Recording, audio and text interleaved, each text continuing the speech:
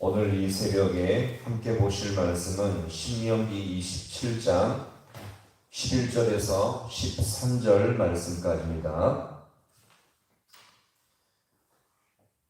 신명기 27장 11절에서 13절 말씀까지 우리 말씀을 함께 합독하겠습니다.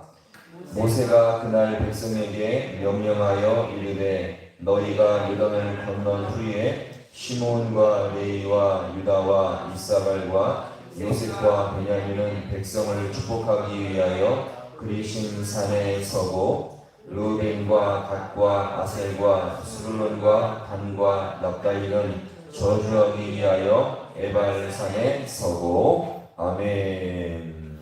할렐루야. 오늘 이 새벽도 주님께서 도우시는 귀한 새벽 될 수 있기를 소망합니다. 하나님은 이스라엘 백성이 장차 들어갈 이 가나안 땅에서 제일 먼저 할 것은 바로 큰 돌을 취해서 말씀을 기록하게 했습니다. 왜요? 바로 그렇게 말씀을 기록할 때에 그 장차 거할 가나안 땅에도 하나님의 통치가 있음을 여기서 우리가 볼 수 있습니다. 그리고 이 돌들에다가 하나님의 말씀을 기록해 놓은 것으로 끝나지 않고 그 기록된 말씀대로 직접 행할 때에 주님은 더욱더 그들에게 은혜와 복이 될 것을 여기서 분명히 약속하고 계신 것입니다. 자, 그러면서 오늘 이 본문은 이제 구체적으로 12지파에게 축복과 저주의 선언을 하고 있는데, 오늘 우리가 이 본문을 살펴보기 앞서서 오늘 이 본문에서 보시면 자, 산이 두 개가 나오거든요. 자, 어떤 산입니까?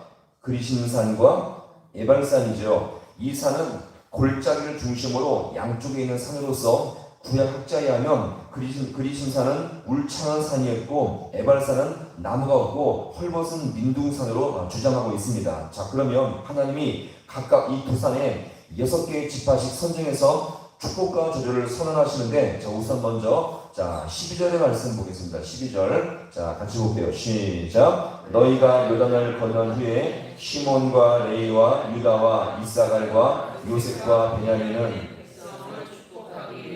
그리신 산에 서고. 아멘. 자, 하나님 앞에 축복을 받은 택함을 받은 지파는 어떤 지파였습니까? 시몬과 레위와 유다와 이사갈과 요셉과 베냐민이죠. 이들은 축복을 상징하는 어떤 산이요? 그리신 산에 서게 되었던 거죠. 자, 이 6명의 특징은 뭔지 아십니까? 야곱의 부인이었던 레아와 라헬에게서 태어났던 후손들이죠. 자, 그 다음에 13절을 보겠습니다. 13절. 자, 시작. 루벤과 갓과 아셀과 스불론과 단과 납달리는 저주하기 위하여 에발산에 서고. 아멘. 자, 하나님 앞에 저주를 받기 위해 택함받은 지파는 누구였습니까? 루벤과 갓과 아셀과 스불론과 단과 납달리였죠. 이들은 야곱의 첩이었던 두 명 기억나십니까? 빌하와 실바에게서 태어났던 자들이죠. 이들은 저주를 상징하는 어떤 산이요? 에발산에 오르게 된 것입니다. 자, 그러면 여기서 이렇게 야곱의 12아들을 6명씩 구분했는데, 여기서 구분할 때 좀 한 가지 이상한 점이 있죠. 바로 이 저주의 산 에발산으로 편성된 지파 중에서 제일 첫 번째가 누굽니까? 루벤이죠. 근데 이 루벤을 가만히 보시면 이 루벤은요, 원래 축복의 산 그리신 산에 서야 마땅합니다. 왜냐하면 야곱의 진짜 본 부인인 레아에서 태어난 첫 번째 아들이었거든요. 어떻게 보면 12아들 중에서 가장 맞이요, 가장 중요한 아들로서 편성돼서 축복을 받아야 마땅해 보이는데, 오늘 여기서 보시면 오히려 저주의 산에 올라가서 저주를 받는 것으로 편성되게 되었던 것입니다. 자, 그 이유가 무엇일까요? 이것은요, 이 루벤은 창세기에서 보시면 아주 치명적인 죄를 지었습니다. 바로 창세기 35장에서 보시면 아버지 야곱의 첩이었던 비라를 범하게 되었던 거죠. 이 사건을 계기로 말미암아 루벤은 장자의 축복에서 벗어나서 소외당하게 되었던 것입니다. 자, 이것을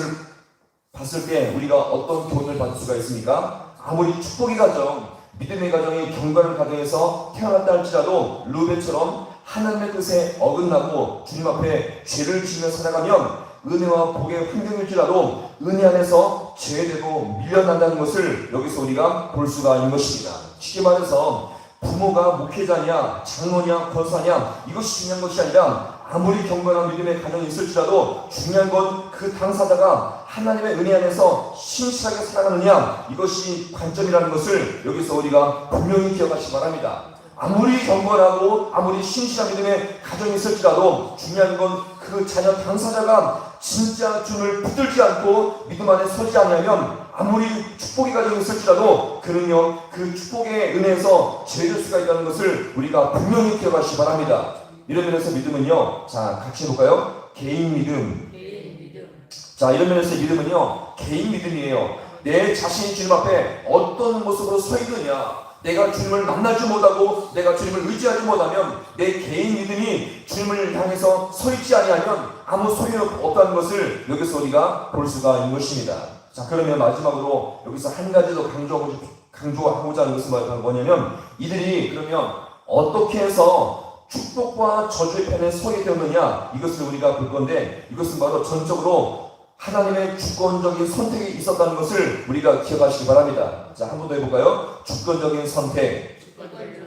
자, 이것은 전적으로 하나님의 주권적인 선택이 있었다는 것을 우리가 기억하시기 바랍니다. 이 사람이 잘나서, 이 사람이 열심히 해서 하나님의 축복의 선택을 받는 것이 아니라, 내가 부지런하기 때문에, 내가 저 사람보다 더 잘났기 때문에 축복을 받는 것이 아니라, 이 모든 것은요 전적인 하나님의 은혜요 주권적인 선택이 있음을 기억하시기 바랍니다. 특별히 오늘 우리 자신을 가만히 보시면요, 어떻게 나 같은 인생이 하나님의 은혜의 반열에 서게 되었습니까? 어떻게 나 같은 모습이 주님 앞에 축복의 반열에 서게 되었을까요? 우리의 모습을 돌아볼 때마다 이 모든 것은요 하나님의 전적인 은혜요 주권적인 선택임을 기억하시기 바랍니다. 주님께서 전적으로 나를 선택하셔서 예수의 보혈로 구원받게 하시며 하나님의 자녀였음을 우리가 분명히 기억하시기 바랍니다. 특별히 남들보다 우리 자신을 보았을 때 내가 예수 믿고 하나님의 자녀가 된 것은 주님의 주권적인 선택이요 은혜임을 여기서 볼 수가 있는 것입니다. 무엇보다 우리 자신이 이렇게 하나님의 은혜에 거하며 주님 앞에 믿음의 길로 살 수 있다는 이 모든 것은 주님의 주권적인 은혜요 선택에 달려 있었음을 우리가 잘 기억하시고요. 따라서 우리는 매 순간순간마다 담대함과 확신 가운데 내가 지금 내 삶이 아무리 힘들고 어려울지라도 주님 앞에 선택받은 자요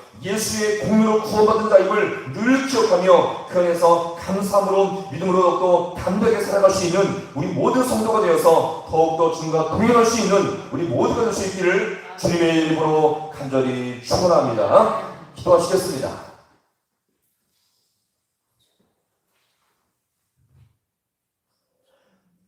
하나님 아버지, 참으로 고맙고 감사를 드립니다.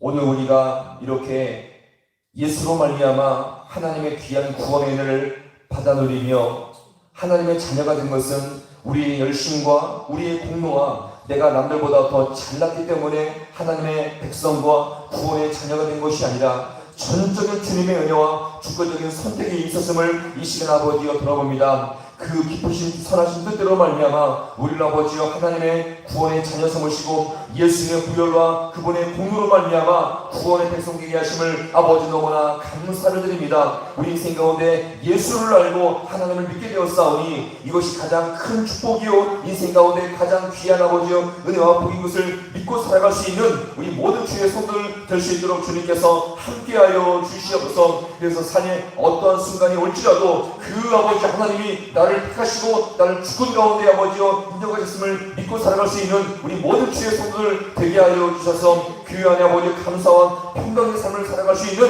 우리 모든 인생 될 수 있도록 우리 주님께서 함께하여 주시옵소서. 모든 것 주님 앞에 간절히 바라옵고 예수님의 이름으로 기도하옵나이다. 아멘.